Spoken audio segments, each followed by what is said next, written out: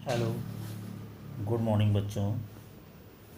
पिछले वीडियो में हमने प्रिज्म के द्वारा श्वेत प्रकाश के विक्षेपण की बात की थी। थोड़ा रिवाइज करते हैं तो हमने कहा जब कोई श्वेत प्रकाश किसी प्रिज्म से गुजरता है तो वो अपने अवयवी 7 रंगों में टूट जाता है। वो 7 रंग इस प्रिज्म के आधार की तरफ से हम पढ़ते हैं, जिसको अंग्रेजी में हम लोग विबग्योर बोलते हैं। विबग्योर का मतलब होता है, वी का मतलब बैगनी। विबग्योर में आता है VIBGYOR। तो क्या हो गया आपका, वायलेट से बैगनी हुआ, वह बैगनी के बाद जामुनी होता है, उसके बाद नीला होता, फिर हरा, पीला, नारंगी, लाल। ये 7 रंग होते हैं। इसको अगर हम हिंदी में बोलना चाहें तो बोलते हैं बै जा नी ह पी ना ला। ठीक है, बैजानी हपी नाला बोलते हैं। क्या मतलब हुआ, बैगनी, जामुनी।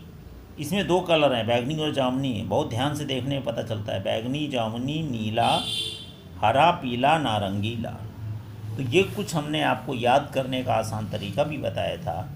अंग्रेजी में विबग्योर, हिंदी में बैजानी हपी नाला। आज के वीडियो में हम इसके आगे डिस्कस करेंगे। अब है सर आइजैक न्यूटन का प्रयोग। अब भैया आइजैक न्यूटन ने क्या किया।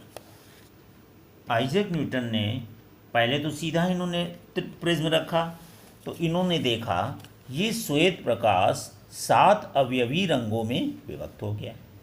अब जब ये 7 रंग का स्पेक्ट्रम मिला, ठीक है, वर्णक्रम मिला, अब इसके आगे इन्होंने प्रिज्म को उल्टा करके रख दिया।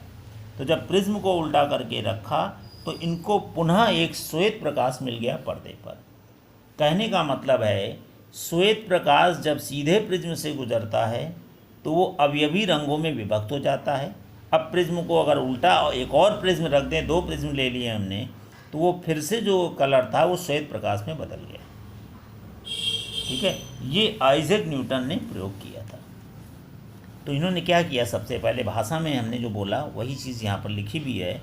न्यूटन ने सर्वप्रथम सूर्य का स्पेक्ट्रम प्राप्त करने के लिए कांच के प्रिज्म का उपयोग किया। अब एक दूसरा समान प्रिज्म उपयोग करके उन्होंने श्वेत प्रकाश के स्पेक्ट्रम के वर्णों को और अधिक विभक्त करने का प्रयास किया। लेकिन हुआ क्या, इस प्रिज्म को पहले प्रिज्म के सामने उल्टी स्थिति में रखा। जब पहले प्रिज्म से श्वेत प्रकाश गुजारते हैं तो वह 7 रंगों में विभक्त हुआ। इसके बाद ये 7 रंग उन्हीं स्थिति में रखे प्रिज्म से गुजरते हैं, प्रिज्म से गुजरे तो वो फिर से श्वेत प्रकाश में बदल गए। तो आइजैक न्यूटन ने निष्कर्ष निकाला कि श्वेत प्रकाश सूर्य में 7 रंगों से मिलकर बना है। नोट पॉइंट आप देख सकते हैं, कोई भी प्रकाश जो सूर्य के प्रकाश के समान स्पेक्ट्रम बनाता है प्रायः श्वेत प्रकाश कहलाता है। इसके बाद अगला टॉपिक है इंद्रधनुष का बनना।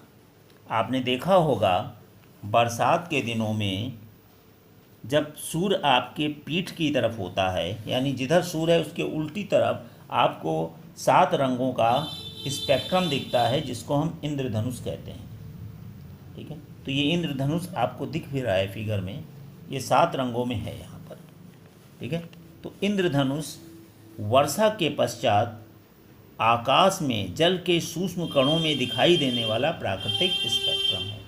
ये जो है इंद्रधनुष का बनना, ये प्रकृति के द्वारा बनाया गया स्पेक्ट्रम है। ये कैसे बनता है, वर्षा के पश्चात आकाश में जल के सूक्ष्म कणों में दिखाई देने वाला प्राकृतिक स्पेक्ट्रम है। वर्षा के पश्चात वायुमंडल में उपस्थित जल की सूक्ष्म बूंदें छोटे छोटे प्रिज्मों की भांति व्यवहार करने लगती हैं। अब वायुमंडल में बरसात के पश्चात बहुत सारी बूंदें होती हैं नमी के कारण, और वो जो बूंदें हैं वो प्रिज्म की भांति व्यवहार करने लगती हैं। जब सूर्य का प्रकाश इन छोटी छोटी जल की बूंदों रूपी प्रिज्मों से गुजरेगा तो ये 7 रंगों में विभक्त हो जाता है।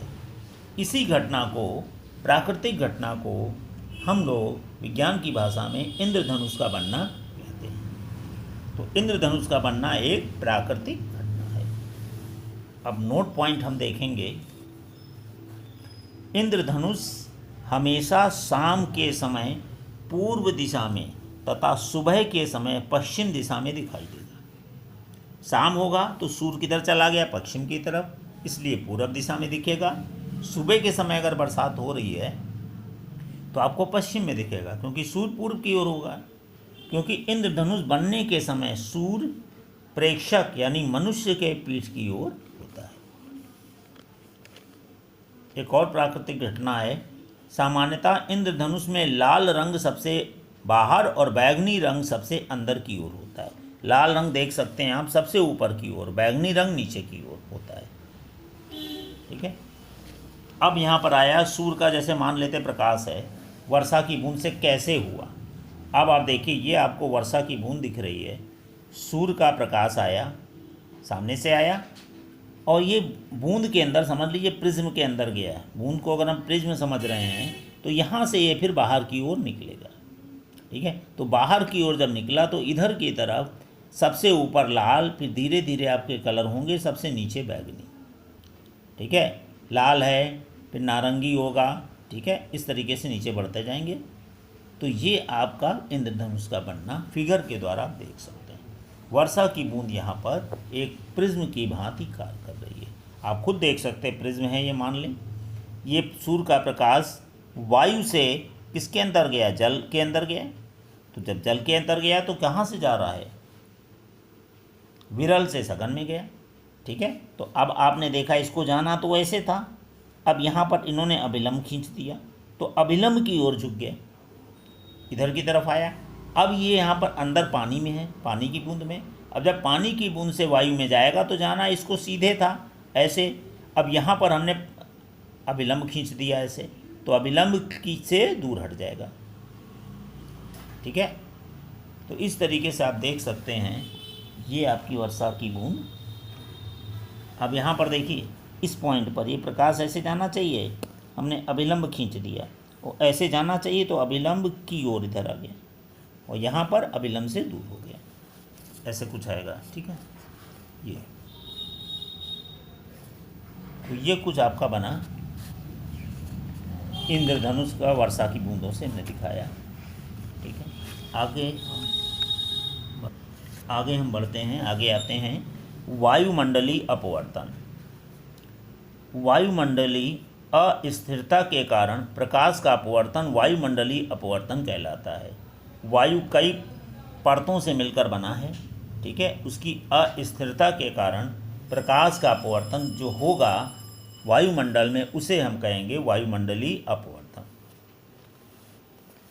अब आप देखिए, कभी आग के तुरंत ऊपर की वायु अपने ऊपर की वायु की तुलना में अधिक गर्म होती है। आग के तुरंत ऊपर की वायु उसके भी ऊपर की वायु की तुलना में अधिक गर्म होती है। गर्म वायु अपने ऊपर की ठंडी वायु की तुलना में कम सघन होती है। आप ये समझ लीजिए, जो गर्म वायु है ठंडी वायु की तुलना में कम सघन होती है। गर्म वायु हल्की यानी कम सघन होने के कारण इसका अपवर्तनांक ठंडी वायु की अपेक्षा थोड़ा सा कम हो जाता है। आप समझ लीजिए, अगर तुलना की जाए गर्म वायु के ऊपर की वायु में, तो ऊपर की वायु आपकी सघन कहलाएगी, नीचे की विरल। जो ज़्यादा सघन है उसको सघन मान लेते हैं, जो कम सघन है उसको विरल मान लेते हैं। ठीक है। जिस कारण से ठंडी वायु की अपेक्षा थोड़ा सा अपवर्तनांक कम हो जाएगा, क्योंकि आप जानते हैं विरल का जो अपवर्तनांक है सघन की अपेक्षा कम होता है। क्योंकि अपवर्तनांक माध्यम यहाँ पर जो है वायु है की भौतिक अवस्थाएं स्थिर नहीं रहती, इसलिए गर्म वायु से होकर देखने पर वस्तु की आभासी स्थिति लगातार बदलती रहती है, जिस कारण से वायुमंडलीय अपवर्तन होता है। इसके कुछ उदाहरण, जैसे तारों का टिमटिमाना। दूर स्थित तारा हमें प्रकाश बिंदु स्रोत के समान प्रतीत होता है। तारा बहुत दूर है, क्योंकि तारों से आने वाला प्रकाश किरण का पथ थोड़ा थोड़ा परावर्तित होता जाता है। क्यों? क्योंकि वायुमंडल की कई परतों से गुजरता और दूर से आता है, इसलिए धीरे धीरे परावर्तित होता रहता है। अतः तारे की आभासी स्थिति विचलित होती रहती है तथा आँखों में प्रवेश करने वाले तारों के प्रकाश की मात्रा झिलमिलाती हुई आपको प्रतीत होती है, जिसके कारण कोई तारा कभी चमकता हुआ लगता है और कभी धुंधला प्रतीत होता है। इसी को हम कहते हैं तारों का टिमटिमाना। ठीक है। अब नोट, एक और क्वेश्चन कर सकते हैं, भाई ग्रह क्यों नहीं चमकते हैं, टिमटिमाते हैं। ठीक है। अब ग्रह जो हैं तारों की अपेक्षा पृथ्वी के बहुत समीप होते हैं, जिसके कारण से उन्हें प्रकाश का बहुत बड़ा स्रोत माना जा सकता है तथा हम ग्रह को बहुत छोटे छोटे बिंदु के आकार के प्रकाश स्रोतों का संग्रह भी मान सकते हैं। यानी मान सकते हैं जो हमारे ग्रह हैं वो छोटे छोटे प्रकाश के बिंदु के खूब सारे स्रोत का संग्रह एक साथ इकट्ठे हो गए। इस प्रकार सभी सूक्ष्म प्रकाश स्रोतों से हमारी आँखों में प्रवेश करने वाले प्रकाश की मात्रा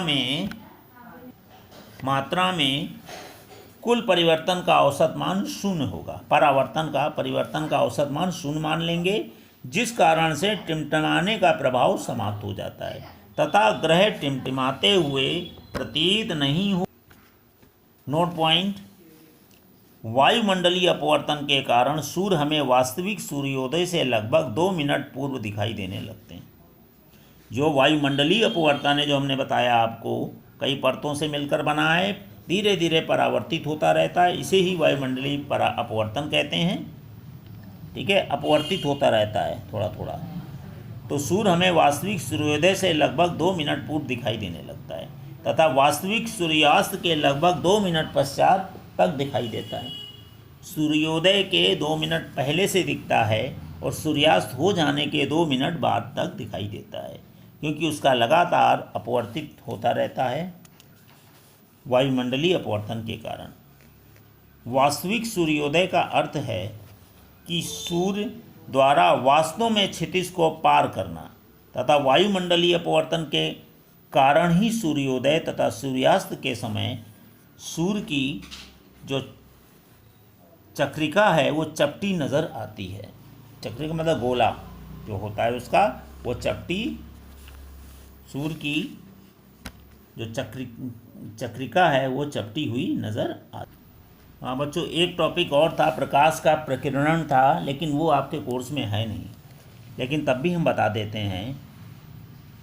सूर्य कई सारे रंगों, श्वेत जो प्रकाश है कई रंगों से मिलकर बना है। ठीक है, जैसे आपको आकाश का रंग नीला दिखाई देता है, रात में काला दिखाई देता है, तो नीला रंग इसी कारण से दिखाई देता है कि नीले रंग का प्रकीर्णन और रंगों की अपेक्षा बहुत अधिक हो जाता है।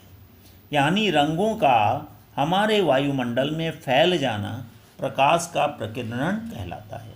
इस पर आधारित कुछ प्रश्न भी आएंगे आपके। ठीक है, तो उसको हम आगे आपको बताएंगे। थ्योरी पोर्शन आपका ये ख़त्म हो गया। अब आपके इस लेसन के अभ्यास के प्रश्न बचे हैं, जिसको हम अगले वीडियो में आपको बताएंगे। धन्यवाद बच्चों।